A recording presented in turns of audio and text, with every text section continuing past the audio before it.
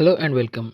In this video, we are going to cover the Western political thought and episode of the series where we are trying to cover the Western political thinkers' philosophies. We are going to cover what the Plato said about and what were his thoughts and what were his beliefs. Okay. So the situation while Plato was prominent thinker was there was ongoing war between Athens and Sparta. Alright. So, in this war, the Peloponnesian War, Athens lost. And now, when Plato thought, why did the Athens lose? Why did the Athens lose? He found out he came down to two main reasons. The first one was division into the two cities, and the other was corruption of the ruling class. Now, division of two cities between the rich and poor that gave rise to inequality, and the inequalities gave rise to conspiracies, and it eventually made the state vulnerable. And the corruption of the ruling class, it made that the aspirations of the rulers for the limited things, such as money and power, made them fight, and as a result, corruption and division of the cities into rich and poor, giving rise to inequality. These were the major causes of why did the Athens lose in the first place. Now, solution when Plato's thought about what is the solution of this, he came down to the solution that enlightenment of the ruling class is the solution of this particular issue, and as a result, he gave rise the concept of philosopher king. Now, what are all that we'll see now. Plato's views on democracy. Plato said that democracy is the worst form of governance. And why did he say that? Because his master Socrates was poisoned when given a choice between the poison or the beliefs he held. So Socrates thought that if he cannot hold on to the beliefs he thinks are correct, then there is no point in living. And as a result, he accepted the poison. So, according to Plato, democracy is the worst form because it killed his master, and he recommends the philosopher king. And philosopher king is his main goal. So, the important theories given by Plato are the theory of ideas, theory of souls, education, theory of communism, and theory of justice. We'll see them one by one in this video. Okay, so the theory of ideas. Now, theory of ideas says in that Plato divided Plato made a separation between idea and knowledge. Now what is that? According to him, idea is invisible and reason is required to understand idea. Reason in the simpler terms means the ability ability to comprehend. Okay. Ability to comprehend or understand a particular thing is said to be reason in their terms. Okay. So reason is required to understand the idea, and idea is the essence of knowledge. According to him, there was a difference between idea and knowledge. According to him, knowledge was a kind of belief and it was subject to change, as we saw in the previous video of Socrates' rhetoric. In that, rhetoric was the one which was subject to change. So, according to Plato, knowledge is rhetoric and knowledge is subject to change, and it belongs to matter, world of matter, and world of imperfections. So, knowledge is subject to change but idea remains constant. Now he explains that with the allegory of cave, which is a very famous story. We'll see what was the allegory of cave. Okay, so this is a cave. In this cave, three people were tied and they were facing towards a wall. Okay, so this is a wall and three people were tied and they were made to face the wall, three prisoners. Okay, so and there was a fire burning behind them. So, as and when anything would pass in front of the cave, its reflections would fall onto the wall and they would make their understanding only by seeing what was there on the wall. Okay, so one day what happened? One prisoner, he came out of the cave, like the chains broke and he came out of the cave, and he saw that in the real world the pictures are different, totally different. The reality, the actual reality is very different than what they saw as a reflection. And that is what is given as comparison between idea versus knowledge. So what are these reflections? These are knowledge, and what the prisoner saw after coming out of the cave, that is the idea. So idea is the ultimate reality, is what Plato wants to imply. Okay, now moving on, Plato talked about theory of souls. Now according to him, the soul has three elements. The first is reason, second is courage, and third one being appetite. Now the reason is what I told previously. Reason is the ability to comprehend. Okay. Now courage is the ability to stand their ground in challenging times. And appetite is hunger for achieving or accumulating more. So according to Plato, these three attributes are there present in a soul of a man, okay, in a living being.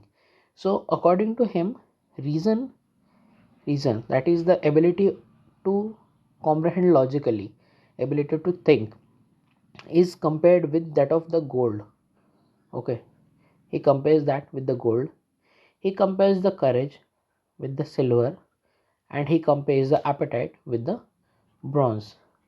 Okay, so according to him, reason is the most important attribute, and then the courage and appetite being the least important attribute. Okay, so this was what he said in his theory of souls. Moving on, Plato's theory of education.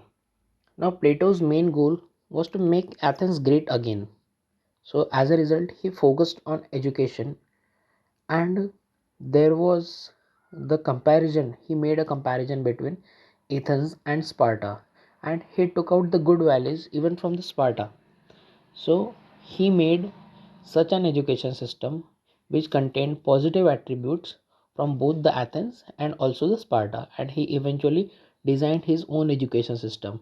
In that, the key highlights were there were equal opportunity to women, and there were equal opportunity to women, and there were stages and tests so as to filter out, and the filtration was filtration was done uh, based on the theory of souls, such that reason greater than courage greater than appetite.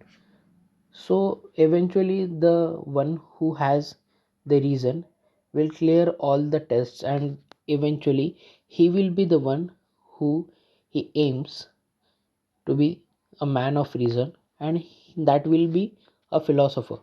Okay, so according to Plato, the one who is philosopher will be devoid of any appetite. Okay, any philosopher would be devoid of any appetite, and would be also not having the courage, not having the courage as the important attribute, but will have the reason as the most important attribute. So he will be hungry for knowledge and reason. Okay, so according to Plato, he thinks that the philosopher should be made the king, because the philosopher is wise and he will not be chasing the material goals, and as a result, if he is not chasing the material goals, there will be least chance that he will be of corrupt mentality. Okay, and as a result, the authority will be used to govern justly, and a just society will eventually be produced. Okay, so this is his concept of philosopher king, that make the philosopher king, and as a result it will eventually end the corruption. And since the king is, or the philosopher who is a king, is interested in knowledge and not ruling, so as a result it is of low probability that he will be involved in any activities of those like governance which personally benefits him, and they have to remind them that he has to rule over the public at large. Okay, now this was the Plato's theory of education, and in that his main goals was to make Athens great again, and he highlighted the role of philosopher philosopher king. Okay,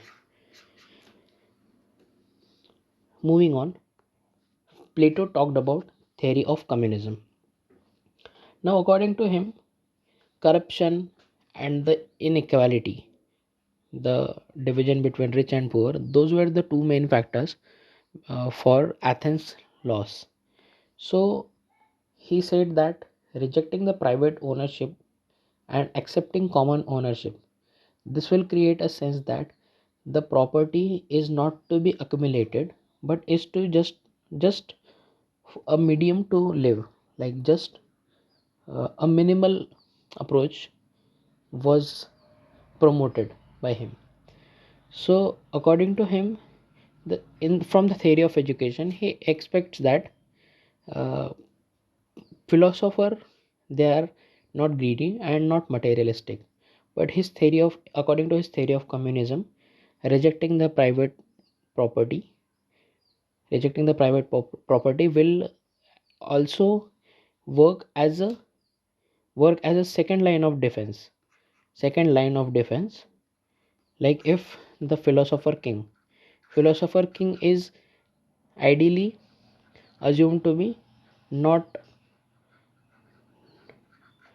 not greedy about property and not materialistic, but in case it turns out that he is greedy, then the second line of defense is the communism, like private ownership is rejected and there is no need to maintain a private property, and common ownership of the assets is promoted.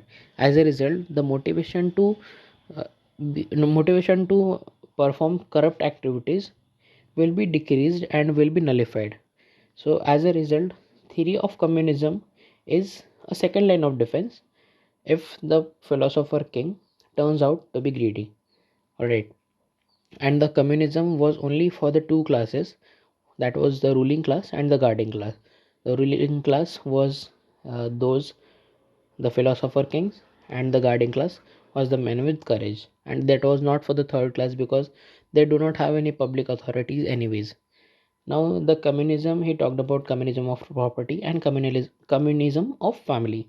In communism of property, no private property was allowed, and communism of family was that reason for accumulation is family, like the ultimate goal of any person is to feed his family, and if there is no private family, that will give rise to rejecting the nullifying the reason for accumulation of property, and as a result no nepotism will take place. Okay, so that was the intention behind Plato as far as theory of communism is concerned. Now moving on, theory of justice. Now we talked about men of reason, men of courage, and men of appetite. The men who have reason, they belong to the ruling class. Men who have courage, they will be the soldier class. And men of appetite, as they have hunger to accumulate more, that will enable them to produce more. As a result, they will be put in the producer class. Now, when society is divided based on these attributes, they are said to be specifically positioned in the society. Okay. Now, each soul, when divided on the basis of attribute, will be divided in the three classes, that is, ruling class, soldier class, and the producer class. Now, each of them have to be performing their own duties and not to interfere in the other two classes. Ruling class will not interfere in the soldier or producer class. Soldier will not interfere between ruling or producer class, and likewise. So as a result, this is said to be non-interference in others' work. And when these two conditions will meet, that the classes are divided on the basis of attributes and there is not interference in others' work. That is when a just soul, that is what is the just soul according to Plato. And each soul, when each soul is just, that will give rise to the just society. Okay, so that is when the justice will prevail if the classes, if the people are divided on the basis of their attributes and they do not interfere in others work. So according to him, when each soul is like that, then just society is will be formed. And according to him, society is individual writ large. That means that society is formed with the individuals, and as and when each individual is just, the society will be just. Okay, now Plato also faced various criticism as each thinker in Paul science. In each Paul science there is criticism of each thought, that is, the negatives of each thought are discussed. So on Plato's Philosopher King, it is criticized that he ignores the basic human psychology. In the Philosopher King, he says that the philosophers are reluctant to govern.